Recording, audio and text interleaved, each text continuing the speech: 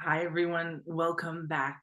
Once again, it's time for my yoga audio, and I'm your host, Megan Morgan. And it's been a few weeks since we released a new episode, and I'm over the moon excited to bring a new interview with a yoga leader that many of you may know. In fact, I met him for the first time about 10 years ago when I first moved to Sacramento at the Yoga Seed, which was a yoga studio collaborative, actually, and cooperative, that I joined in the fall of 2013. And this teacher named James Kapicka was teaching a Thursday night class at the time, yin yoga, I believe, and correct me if I'm wrong later on. That was just fabulous. And his energy and enthusiasm, compassion, I felt very safe in that class. And there was a regular group of people who went to this class on Thursday nights. And I've always remained grateful for that time there. And on social media and in the yoga world as it is, I've seen James continue to thrive, and he's now running festivals, and he's an ambassador, and he's launched a game. He's doing so many exciting things in the world that we're going to share with you today. So welcome, James Kapicka, to the show, and thank you so much for making the time to be here with us today. Thank you, Megan. Thanks so much. It feels such an honor and privilege that you wanted to have me on here, and I'm really excited to be a part of this and share a little bit about what you introduced. Yeah, thank you. Yeah, you're so welcome. And we have to give our thanks too to Jill Bernard, who a lot of you know in this in the Sacramento community, the Well-Being Resource Guide director. That was one of the first publications I picked up outside of the yoga seat. I actually went to the Shine Cafe next door after that yoga class and picked up the local well-being resource guide, and to now have come full circle and know Jill and have been introduced to you. And Maya, as I've mentioned to those of you who subscribe to the newsletter, also has a listing in the well-being resource guide this year. So it feels like a nice 10-year anniversary of moving to Sacramento and to come full circle back and getting to know Jill, who's reintroduced me to James and the work that he's doing. So James, I would love it if you would just get into telling our listeners, kind of like a lot of times I'll read a bio of, the person, what they have listed on their website, but how would you describe who James is in the world right now, who you are, what you do, all that good stuff? Thank you. Yeah, it's who I am. It's a very existential question, and I guess I'd say like a lot of if I summed up my mission of what I do in the world, a lot of it's been inspired of bringing people back to a place of trusting their own intuition, trusting their inner source. That was really kind of like my core mission when I first started working as a teacher or body worker. And it's grown into, I'd say, the secondary mission point would be really connectivity and bringing people together. Of like, that's kind of the missing piece of trusting oneself only as the guide, is like the other piece of how we're mirrors to each other and how we're teachers. So for me, that's probably what I do my best to infuse into any project, into my classes and trainings, that these core aspects of us really learning to trust ourselves and our bodies as these divine temples. And also that it, for almost all non-full aesthetics, that our relationships and our community is such a massive aspect of a fulfilled life and of a healthy life. Ah, I would say that everything that you just said was what was embodied in your teaching that I experienced at Yoga Seed all those years ago. Can you give us kind of a trajectory of where your life has gone? It's been like, yeah, like almost 10 years. Um, Kind of what you were doing then, what it morphed into, what you're doing now, what you're excited about now. Yeah. At that time, when you were practicing with me at the Yoga Seed, and thanks for mentioning it, it was this really amazing nonprofit that did a lot for many years in Sacramento.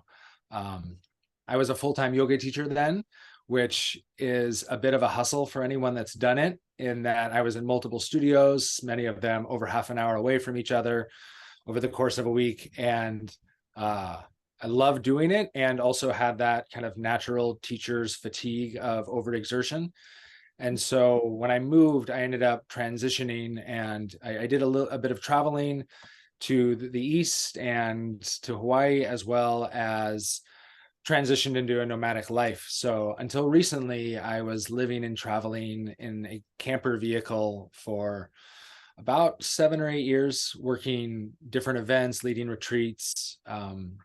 Yeah, having a lot of freedom and a lot of that kind of first principle of a lot of being guided by my inner voice.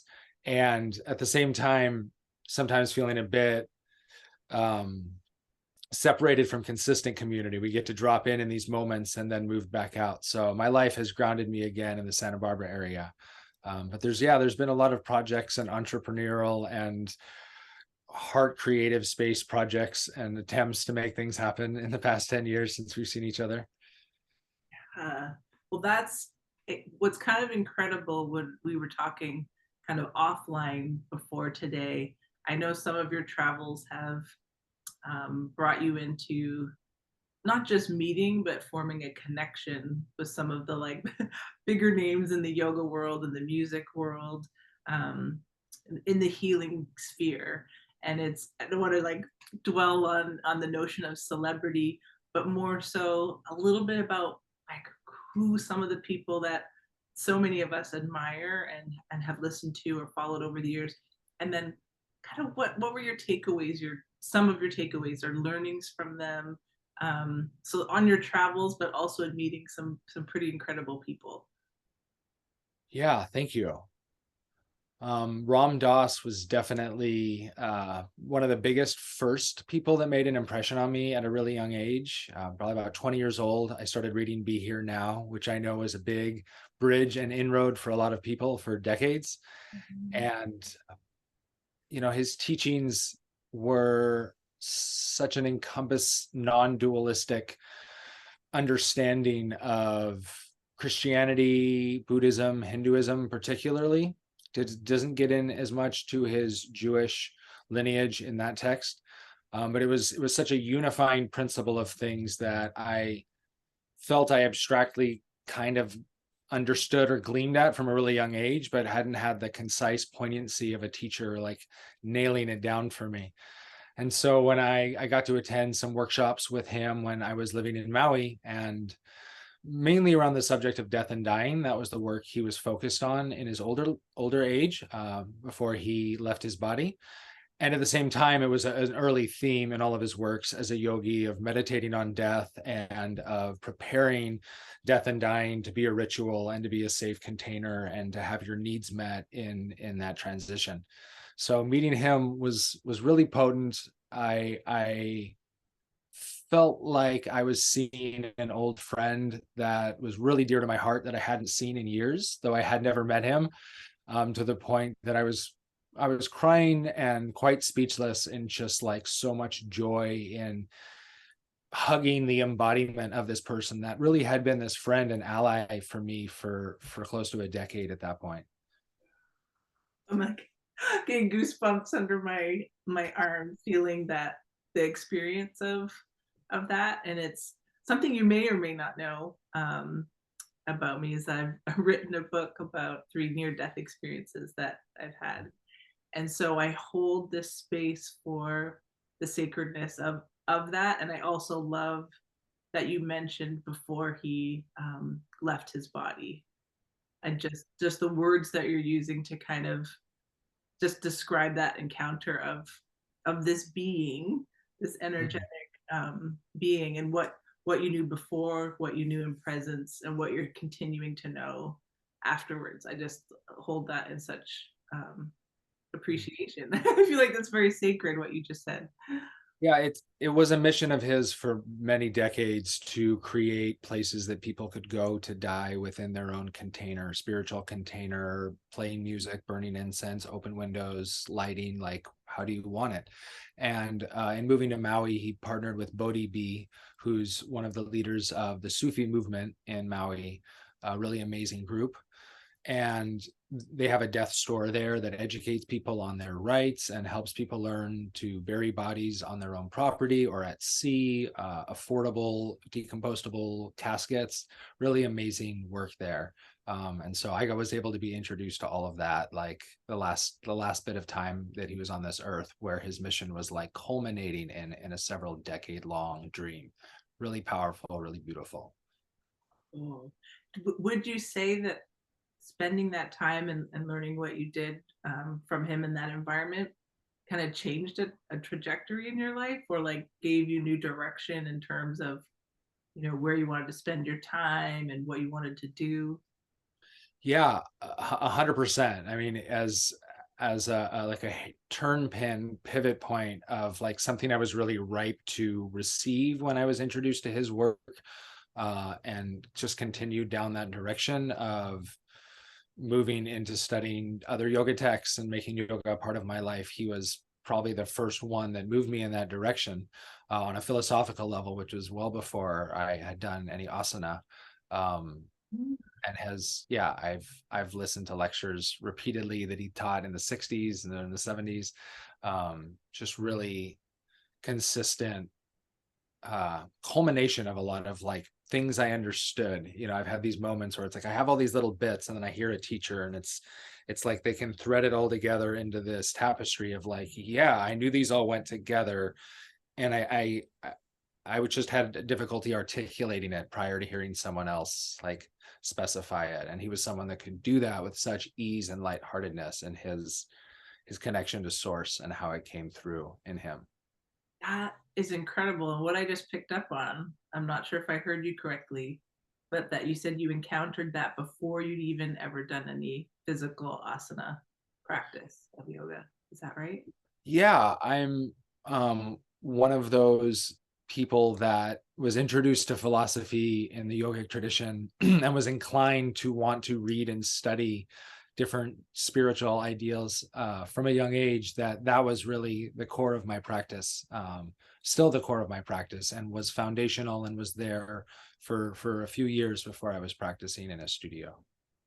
I I love that, and I don't know that I've encountered a person, at least in the 10 years that I've been here, that's had that kind of background. And we were talking about this a little bit offline, how the Western perception of yoga is that it's these physical movements and there's more to it, but then also the background of it being, um, you are going to speak more intelligently about it than I will, but more dualistic and like either or, and not so integrated. I wonder if you'd share a little more of your philosophical background and like as it applies to the modern day yogi. So there's been some conversations that took place when I launched this podcast in 2020 where a few teachers that I had on the show were really reevaluating their relationship to yoga and like who they were and what does it mean to be a yoga teacher now.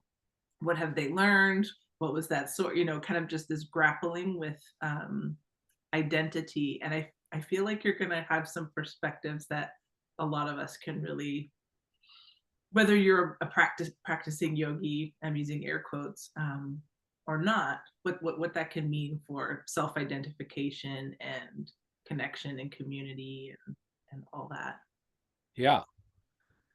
Yeah, well, as I said about Ram Dass being a non-dualistic teacher, and that would be true of the other people that I've gravitated towards and related to, and felt they had a deep understanding of truth, was that the thread is one of being created in divine image, to quote the Old Testament, that like our body is this vessel that has this inner guidance that we can lean into and trust.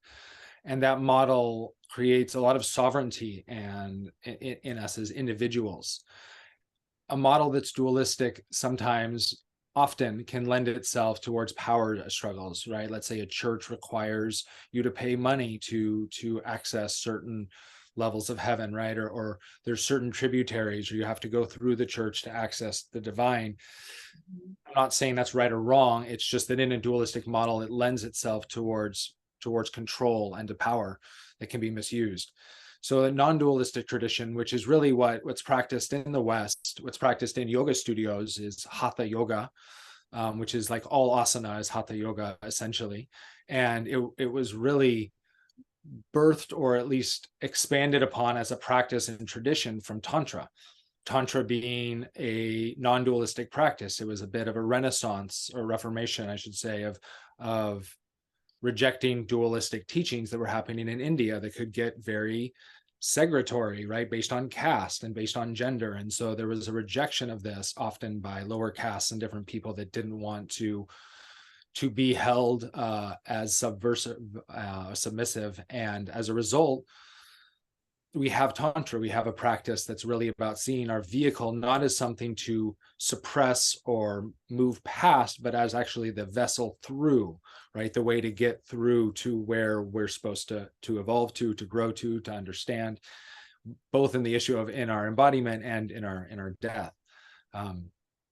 So in the West, we're teaching largely from a text called the Hatha Yoga Pradipika, which looks at asana and the chakra system, and it looks at the different vayus and winds in the body and all aspects that we teach in yoga studios.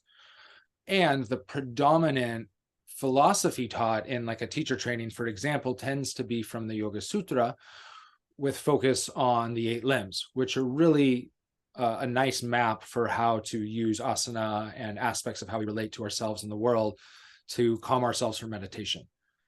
At the same time, the Yoga Sutra was written in a time when what was dominating in India was a really dualistic model. And so the language in the sutras differentiates between prakriti, which is nature and form, our bodies, our emotions, our minds, and purusha, which is the creative source. They're 2 different things. They don't interrelate, they don't interact, which philosophically can be criticized as like, well, then how do you move from one to the other if there's no intersecting? So it's a point of something I'd like to share, in that the Yoga Sutras does have this dualistic model, and it really has sustained itself in the world of India, and as a result, yoga, from my understanding, because of Western colonial rule, there was some level of British imperialism that was encouraging the Yoga Sutras to be embraced as a popular philosophy because it presented a dualistic model that made it easier to control people. So there's no right and wrong in any of these studios or people trying to understand this super pluralistic pantheon of texts that India welcomes into the umbrella of, let's say, Hinduism or Indian philosophy.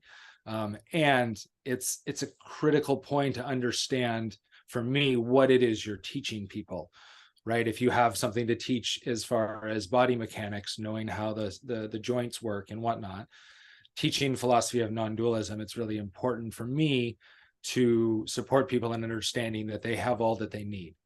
Because alternatively, I'm going to create an codependent relationship where I am the thing that they're missing that they need.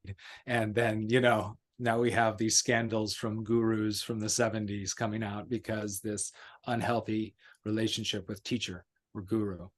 Mhm. Oh, I love hearing all this. And I know you, I see this a lot.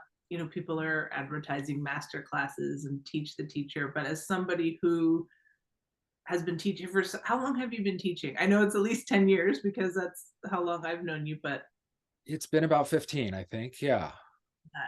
so how, because I know you're in the stages of planning for, like, you've taught in studios, obviously, you've taught teacher trainings. You're planning, I believe you're working on a few events that are kind of centered around yoga festivals, so to speak.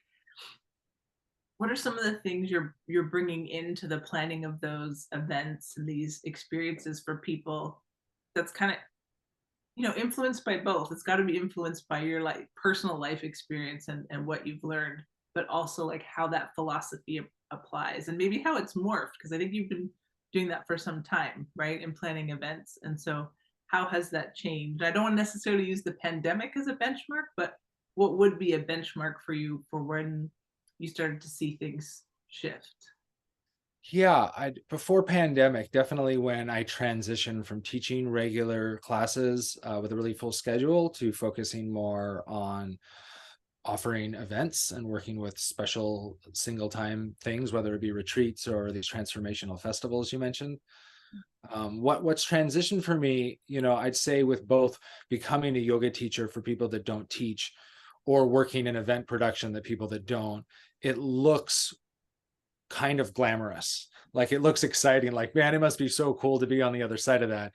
And what I'll say, a lot of people that do teach yoga know that, when you start out, it can be kind of a hustle to make ends meet with how much yoga teachers make. It hasn't changed probably for most people in 10 or 15 years, even though the economy has, as far as what they get paid.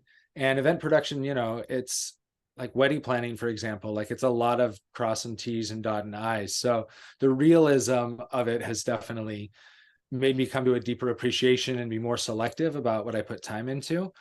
But with the events themselves, with working with festivals, I have Lucidity Festival coming up next month in Santa Barbara and Soul Play Festival in June up in Lake County. They're two really amazing events. And part of the attraction to them is they embrace similar values to what I was sharing as my mission, and my mission because it's what I resonate with the most deeply as truths. And these events have these really unifying principles. Lucidity brings yoga and tantra and electronic and live music and 2 and 3D art and permaculture and new technologies. It's this hub for people to educate and really empower themselves as individuals. And at the same time, it presents a safe space that's really giving people an opportunity to open up and be vulnerable and connect on deep levels in ways that just don't seem to happen, when you're walking down the street. It's just not the same level, understandably so. And Soul Play is another one. It's a smaller event, a little more intimate and focus on intimacy, embodiment, connection. Lots of tantra workshop, interpersonal workshops, what I call California tantra, a little different than like the traditional Indian work, but still focused on embodiment more through person to person dynamics than anything else. But lots of yoga and dance, and it's really an amazing event. Soul Play is, in that it's done such a good job of creating a safe space. It's a sober environment, as there's an understanding you can't really do partner consent work, code dancing stuff when you're under the influence. It's hard to consent when you're not sober. And also in creating a really diverse, inclusive, belonging focus on their event. So it has people that identify across a spectrum of gender identification, of who and they choose to relate to, of different ethnic backgrounds and cultural backgrounds. And so it's been beautiful and a learning process for those in production, because most people that work in these events really want to do a good job of being inclusive and inviting people in. And sometimes, we find ourselves stumped in production of like, how do we do that in a good way? And Soul Play, of any event I've worked with, has really pioneered, because they have people in leadership with diverse backgrounds, of finding a way to like actually be inclusive. It's a thing we talk about, social justice as a form of spiritual practice. And it's interesting to talk about, and it definitely like makes you look like you care. But doing the work is and yielding results is really rewarding. And that event has been an example for me and a joy to be a part of production with. Oh, that sounds amazing. And I think we probably need to share those details and dates with people. So I can do that in the show notes and also in the social media posts that will kind of come out surrounding this episode. So I will get those. Or maybe you can even just tell us quickly too what the dates, and remind us of the dates and the places of those two festivals again. And then Of I'll course, yeah. Lucidity Festival takes place the second weekend of April every year. I believe it's the 8th, 9th, and 10th this year. It's in the hills of Santa Barbara. Really amazing music transformational gathering of about 5,000. And then Soul Play Festival is several hundred people, second weekend of June. Also, I believe the 8th to the 10th. It's a 4-day festival, includes lunch and dinner. It's this kind of retreat festival, and it's in Cobb, California, which is in Lake County above Napa County. Okay, very nice. Okay, so this episode's coming out the second week of March, so that will still give people some time to check those out and register and get involved. And then I wanted to jump onto something you were talking about, like ecstatic dance and how freeing that is in the body, along with yoga, the other, body movements and tantric movements you mentioned. And when we were talking offline earlier this week, I'd mentioned to your previous guest, Jessie Bliss, who does work in the women's prison with Mhm. with the arts, and she collaborated with another person who's a choreographer, and they produced this beautiful short film, a documentary about um, working with inmates to Mhm. heal their bodies through movement and through art. And I know you've done some work as well in this sphere, and I wonder if you feel comfortable kind of sharing a bit about that with us. Absolutely. Yeah. Thank you. Um, yeah, the Yoga Seed, to bring it back to that really amazing nonprofit, partnered with Prison Yoga Project, which I believe was born by James Fox at San Quentin, probably close to 20 years at this point, and they are all over the world in multiple countries, multiple prisons. And the Yoga Seed worked with their program to bring it to the Sacramento area. I believe they worked in local jails later on, but while I was there, I was teaching at a level 4 section in Folsom Prison and supported by them. So it was really amazing opportunity. And prisons, my outside, very kind of naive perspective is it does have a little bit of an overlapping environment as being in an ashram. Definitely it's not something by choice, but as far as meals, schedule, solitude, or private time, like time where you're essentially in a very small space by yourself or with one other human. I You mentioned teachers earlier, and I was fortunate to spend a couple months at Amma's ashram, and it was quite an intense frequency being there because there are thousands of people. She has 16-story apartment buildings at her ashram, and it kind of it focuses all the energy in on like what you're doing when all you're doing is seva work or meditating or sitting in a room or and being in the prison. To me it felt like, man, this is a really similar setup, and who more so could utilize this practice, which is designed to somewhat embrace periods of solitude, stillness, asana, which can be done on a mat in a small space, than inmates. So I was really blessed to be invited to join the Yoga Seed in teaching at Folsom Prison. And they were the most powerful weekly classes I ever taught. The men that were there, it's a very cold cement floor gymnasium that they're practicing, and they're choosing that over yard time in the sun. So they're prioritizing, this is something they're genuinely wanting and interested in. And um, it was, I got to challenge them in physical ways as I knew would probably be desirable, but I also got to be playful and silly and propose some of these ideas of non-dualistic stuff, which can simply look like acceptance and compassion and love and things that we tend to talk about in our classes.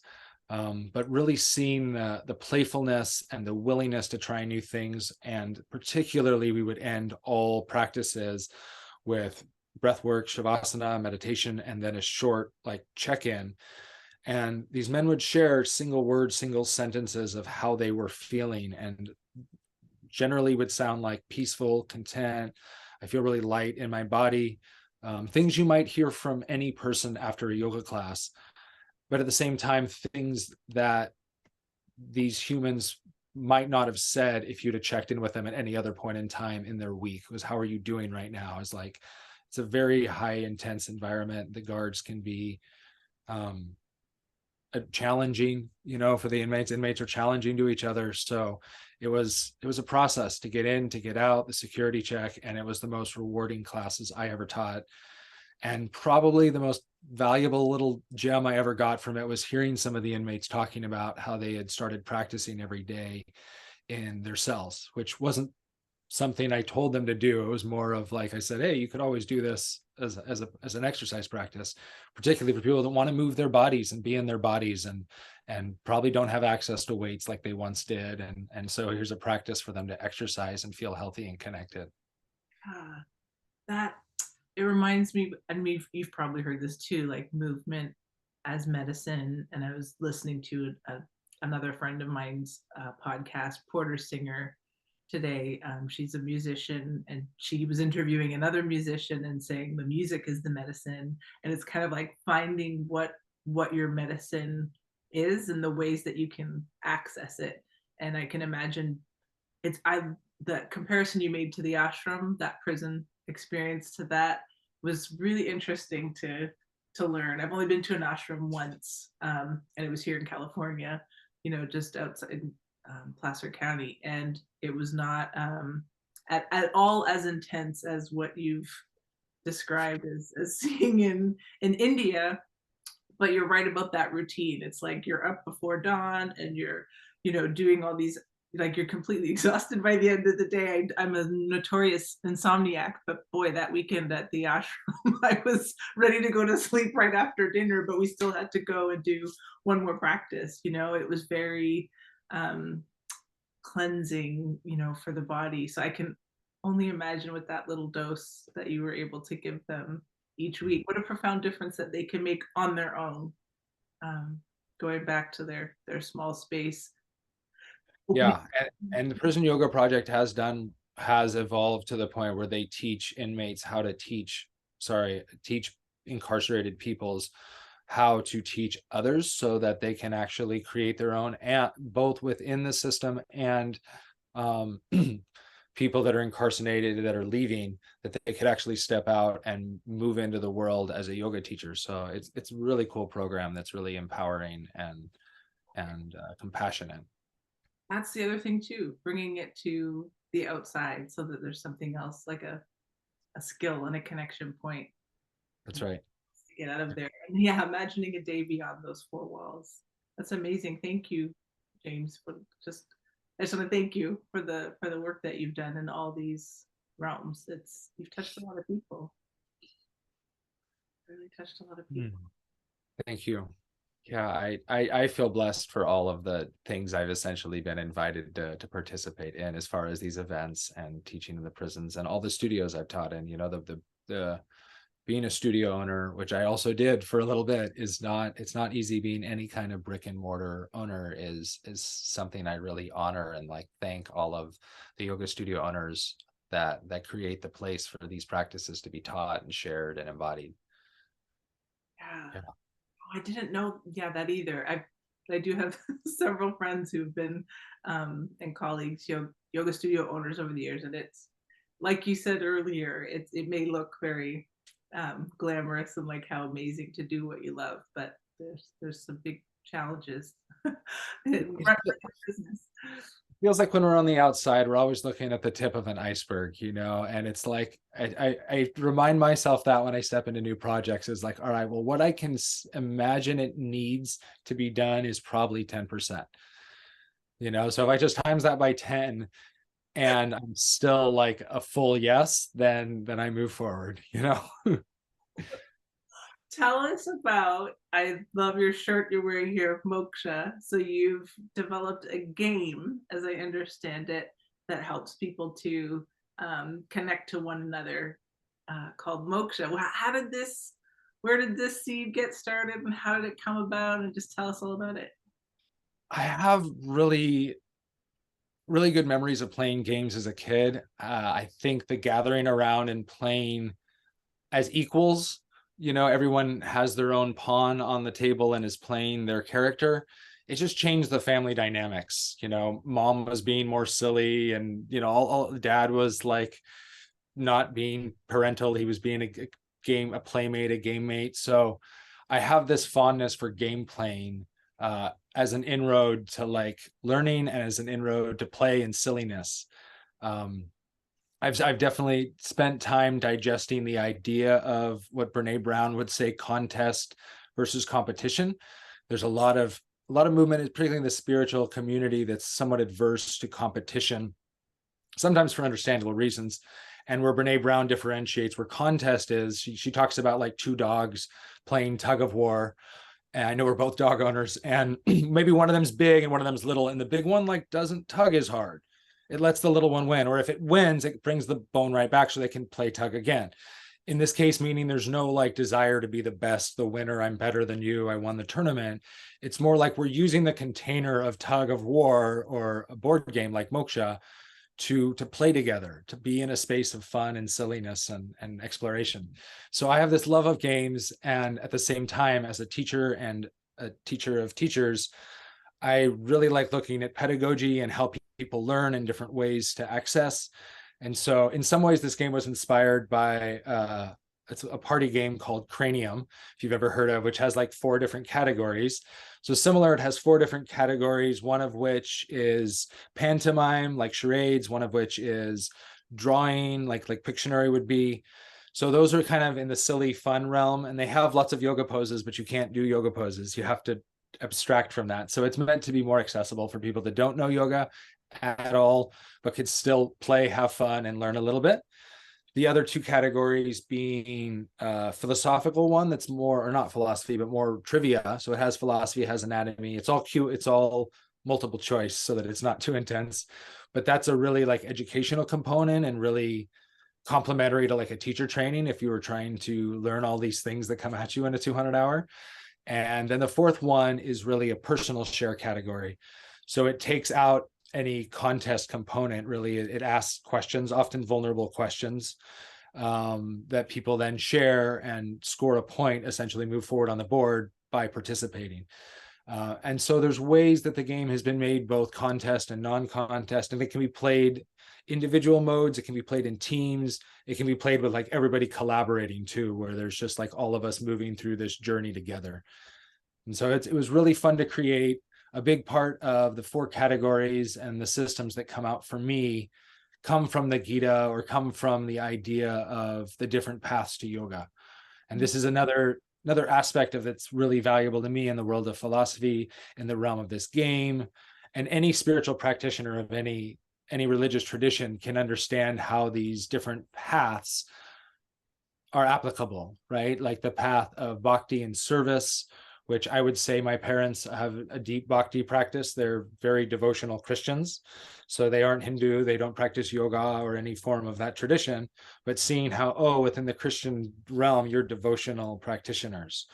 And there's karma, this service-oriented practice. There is the inroad of our intellect and using jnana, as well as like the raja, more meditative practice. And so bringing that into people's understanding that there's all these different rivers leading to the same ocean, and that there's no contest, right? There's no duality. Like none of them are better. There's no best path to chakra, to yoga. There's no best chakra. Like the heart isn't better than like the pelvic floor. It's like, no, this is an integrated system that really wraps around. It's a complete philosophy from beginning to end, that it integrates, and it gives people a lot of freedom to choose based on their own constitution what's working.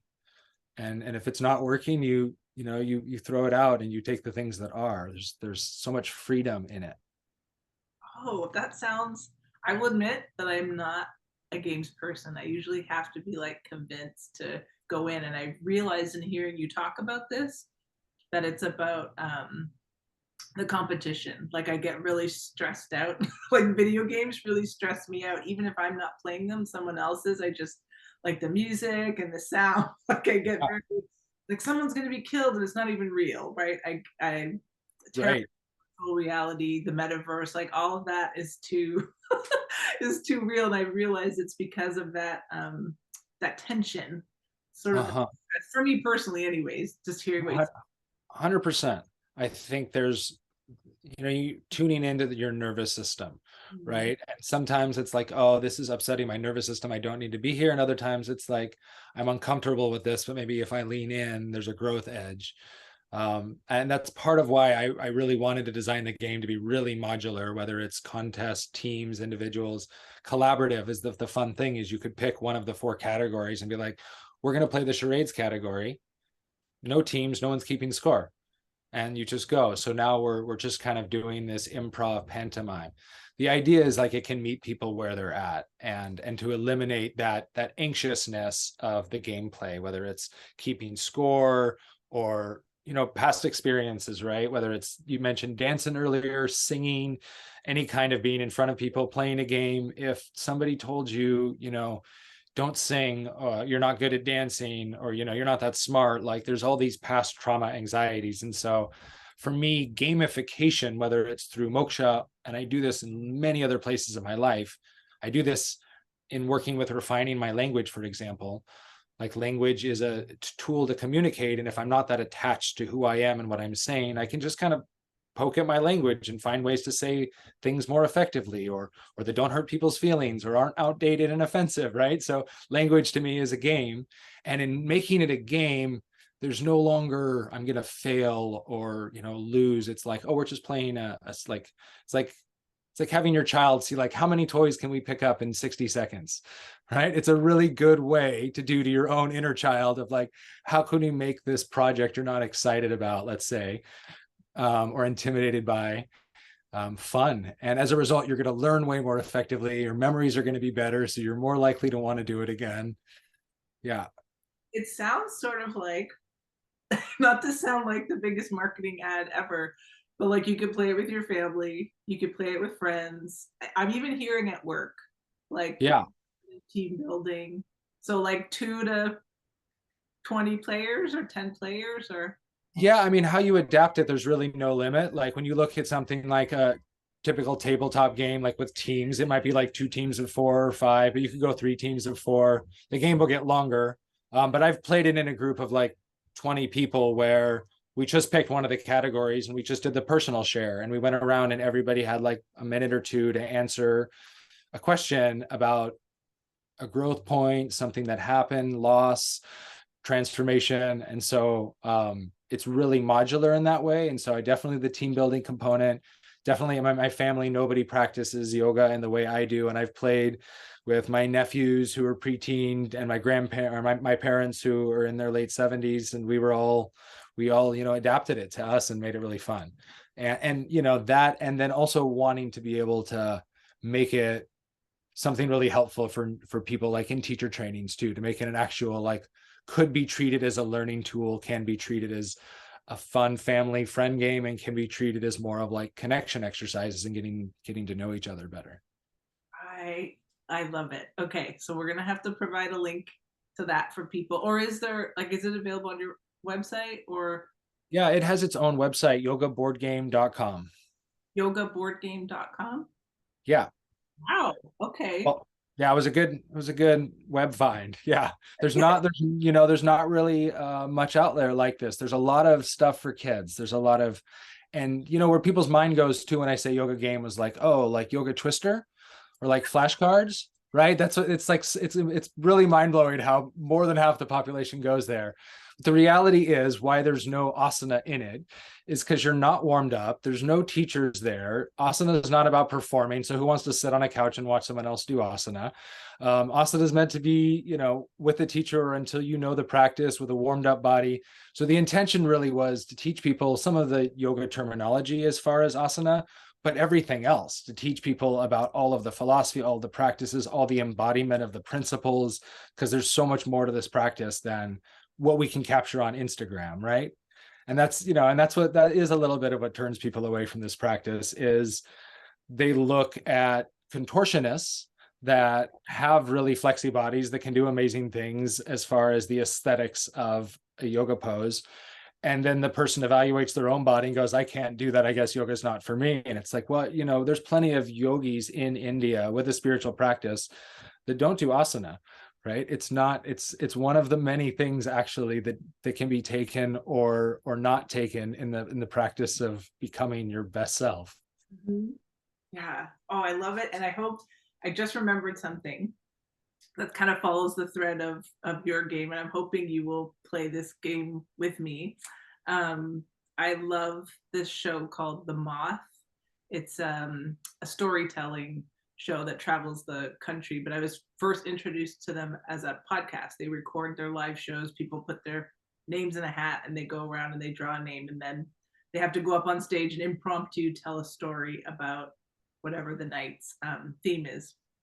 So, anyways, I received as a gift last year the game of storytelling from The Moth from a family member, and it comes with like hundreds of prompts for people to tell a story. So I'm kind of putting you on the spot because we didn't talk about this beforehand, but I'm wondering if you'd feel comfortable if I pulled out a prompt for you to tell us something that responds to that prompt, however deep and far it may be. Yeah, I'm fairly comfortable with it. I say when I teach a lot, when we're doing asana, we're looking to get a bit awkward or uncomfortable because that's where our growth edge is. So I'm a full yes to answering your question. It's because you mentioned storytelling. We were talking about your game, and I looked down and I saw the deck of cards in front of me, and I was like, oh, I had made it a point that I wanted to bring it more into the podcast as just a little more unscripted to find something that's kind of like a gift for the guest too, like something maybe you didn't see coming, and hopefully it's a positive thing. So I'm just um, rifling through here, putting on my glasses because I can't see this small print. So this is there's two sides to the card. So the first side says, tell us about a time you deceived yourself, a time where you believed your own hype, a time you pulled off an act of deceit. And so the theme revolves around delusion. A story about wearing rose colored glasses, putting on blinders, or fooling yourself. We're going to be famous. She's the one. No one saw that. I think I can fly. Looking out for monsters under the bed. Ah, thank you. I think if I lean into that, I'd say that the best deception I ever did was definitely around the she's the one piece. Was definitely putting all of my eggs in this single basket. Really just being, I don't want to say being, selling myself on the idea that anything or everything about myself or my life that wasn't the way I wanted it to be could be resolved by finding the one. And that not just as like a narrative probably laid down really early, but then when meeting the person, I was finally like, oh, you're the right person to project this onto. Really, yeah, deceiving myself into thinking that there was some magical door I was going to go through effortlessly without practice, without fumbling and having to get back up, and be passing through that door, and then coming to the other side of the reality is also the hardest I ever fell, as far as having to climb back up out of a deep dark place. Yeah. And in that, one thing I can say about that, having worked with my own emotional struggles, worked with depression at this time and at other times, that the best thing I was able to do, the best advice I could give to myself if I found myself there again, was really being my own best cheerleader as far as baby steps, and when being really low to the bottom and then moving like an inch up, and having people around that aren't okay with that, like, you need to go faster, like you need to be doing better, and being like, you know what, I'm like a tiny bit better than yesterday. And like letting that trajectory continue to, you're like, I'm great, I'm actually great. Being good with that is really important. It makes it okay to be like, man, this is really rough. I guess what I mean to say is we all experience difficult emotional experiences, and that leaning into that fully and not compounding that with, so you're a failure, so you're a piece of crap, so you suck at life, is like, oh, you're already experiencing anxiety or depression, or you're getting angry about things, you're overwhelmed. That's enough. That's enough to learn from, to feel, to process, and to not compound that with like self-shaming and self-criticism is really huge, because that gets into a much more dangerous territory for us when we really feel like we're worthless. Yeah. Oh, James, that was like such a, because I was like getting ready to ask you, and I'm like, oh, he's going to that spot. Like what are some of the practices that you do? That's what I was going to ask you, to pull yourself out of the dark places. And you kind of did that generally. If you have any specific tips that Strangely enough, I'd say in general, I would say this, but even emphasize this when you're in a really low place, whatever works is a yes. Mm. Whether that's asana, meditation, whether that's taking naps, whether that's Tai Chi, whether that's beating the crap out of a pillow, like whatever thing is not causing harm and is helping is a yes. Like medication, therapy, friends, like doesn't matter what the tool is. I mean, that's part of the non-dualistic practice for me is it's like if you've got a tool and it's working for you, use it. And you're not committed to that tool for life. If it's no longer relevant later, you can stop using it. It was good while it was good. It's no longer relevant, right? That's what lets us grow. that helped you for that time. Thank you for the generosity of that story. You know, sharing such a personal part of yourself with us, and just for bringing us all back to this. You know, this we're all these humans on the inside, and we all fall in love, and we all have our hearts broken, and we all have to pick ourselves back up. And I was listening to something else today, and the person said on my walk, I go on a lunchtime walk with the dogs every day, and they were saying, I wish people could see that the depth of joy, you know, we're always seeking joy, right? Because who doesn't want to be happy? But that the depth and expanse of joy is just the same as the depth and expanse of grief. And like when we're low and, you know, somehow the pendulum swings and we go um, back and forth between the two, but we're always so afraid of those low points and perpetually chasing the joy that sometimes those lows feel even worse. And like you said, get compounded by all this other stuff. And our memory gets real short. You know, our brain doesn't work as well when we're not doing well. And so our memory and our belief of like this is just the new me now forever. It's like, no, like stuff's always in movement, you know? And what I will say as far as the swing of joy to, let's say, sadness or sorrow, despair, is there are these other layers that I understand or I feel. There's these layers of the body in the yoga tradition, right? There's the kleshas of like koshas, pardon me. Often we teach five, right? There's like a physical body, an energetic body. There's more of an emotional, lower and higher mind. And we get into like bliss body. And there's things behind that, right? That's where our deep conscious is. But the bliss body, it's called Ananda Maya kosha. It's this blissful entity or energy in us that I can sense as more core to who I am than my emotions. It's like the way a baby or a puppy is just happy to be alive, just like I'm alive and it's great. And on a cellular level, I think our bodies are celebrating their aliveness all the time.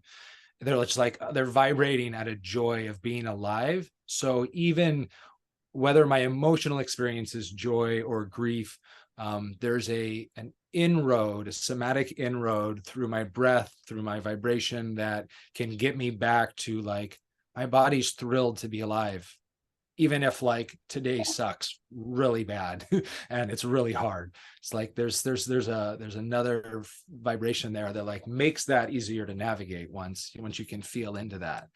And like I said, babies of all species, you can sense it, like they're just like generally stoked. We do all the yoga naturally with like, you know, they just lie there and put their toes in their mouth and you're like, Yeah. you know, it becomes harder as we get older. And I think you've got a really good point there, right? Every cell is happy and joyful and grateful to be alive. And I think we all would do well to try to remind ourselves of that. That was just beautiful, James. Is there, thank you. Thank you, thank you, thank you. Um, I wanted to ask, I guess, about, so I know you have your upcoming events, which we've talked about. We've talked about the yoga board game. Where is the best place for people to find you online? I guess you're on Instagram because I know I follow you there. I am, yeah. Social media is James Kapicka. Facebook, Instagram, and my website's yogajames.com. That's right. Yoga James and Yoga Board Game. Try to keep it simple. And what is on your heart as we're approaching spring? So my newsletter for March, I try to send it out the first day of each month. So the March 1st newsletter, I discovered that the beginning of the year used to start on March 1st. And I was like, that makes way more sense for me. I feel more alive and motivated and like ready to do things in spring. But I always thought it's because I grew up in Canada and it's much colder there longer. Um, but it turns out no, our calendar really was about that. So I kind of looked at March as like my new goal setting for the year. What are you like for you personally, for you professionally, however that's defined, and what you do in the world? What are you kind of forecasting for your new year, the rest of your year? I love that question. And I don't know that I have a great short answer. I find I'm invited to things short term often. I know what I have planned for the next few months. And I know that I am stepping into doing a little bit of stand-up comedy. I'm excited for, I'm excited for the avenue of comedy as like a really great inroad to touching people's hearts, which is also was really what made me fall in love with teaching asana. It's grown into something more rich than that and teaching people how to relate to their body. But at first, it was really excitement to teach these philosophies and understandings that'll make people's life hopefully lighter and more joyful. And it was a great container to do that. And laughter is such a vulnerable communal space. If we can get our guards down, if we know that people want us to experience joy and aren't saying anything to hurt our feelings, then anyone can say anything. And it can be this really safe space. And so I'm interested in exploring to use comedy to bring people to their heart space and their heart center, and just to laugh at ourselves more. Especially in spiritual communities, it can be really easy to take ourselves very seriously. And I love the Dalai Lama's reflection on, if you don't know how to have playfulness and happiness in your life, your spiritual growth will be very stunted. And what I abstract from that is like it's that gamification piece again of the silliness and play of what I would call really real optimism. And I don't mean optimism from like everything's going to work out, that like people trying to give you false reassurance. It's more like finding joy no matter what happens, and like finding the growth no matter what happens. So that's really the next thing I'm adding to the list of passions I have and things I pour energy into is wanting to use comedy as a way to bring laughter and also bring people together. And comedians are the last kind of philosophers left. People don't listen to philosophers anymore. People don't go to church. They don't listen to people talk that much anymore. Even musicians are going away. Live singer-songwriters are becoming DJs, which I love electronic music, but this character that's been around for a lot of history, that's a storyteller and makes us reflect, is a dying art and still is a really valuable thing for me. I agree, and it feels like a perfect segue for your journey right now. I'm really excited to hear about that, and I agree that the humor and warmth that brings out in people and lets their guard down. I was at a business training yesterday, and one of the presenters was so funny. They were like 35 minutes over their allotted time, and nobody cared because they were having Yeah. so much fun. So Yeah. we I can mean, if you can get students to laugh on their mat, like, that the body eases into all the shapes they were trying to force. It's the same thing. Yeah. Oh, well, thank you for your like earnestness and your realness, your joy, and the fact that you're able to like. I mean, I feel like we're really having fun and we're ending it on a light note, but you brought in some like thousands of years of philosophy and like kind of really dialed it into um, your experience as a modern yogi for today. And I want to thank you for just your ability to do that and your willingness to do that. Is there Uh-huh.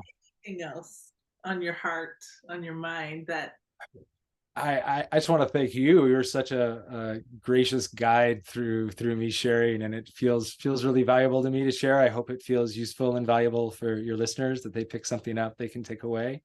And yeah, thank you so much. Really an honor to be here with you, Megan. Oh no, I know my cheeks are are hurting from smiling, and I don't mind one bit. And I really hope you feel the same way. I'm so excited and happy and full of gratitude for having James Kapicka on the show today. So I hope you will follow up on the links in the show notes to his website, to his Instagram. Maybe it's going to be in the cards for you to attend one of the events that he's helping to organize. Now that more of us are 3 years later able to come out of our homes and interact with one another a little more safely, I think it's the perfect time to do that. So here at My Yoga Audio, we always end by saying that it's always a great time for you and your mind and your body to be on the mat, wherever that may be and whatever that might look like in your life. And I certainly hope you've gotten some golden takeaways from James' visit with us today. And we will see you next time. Take care, everybody.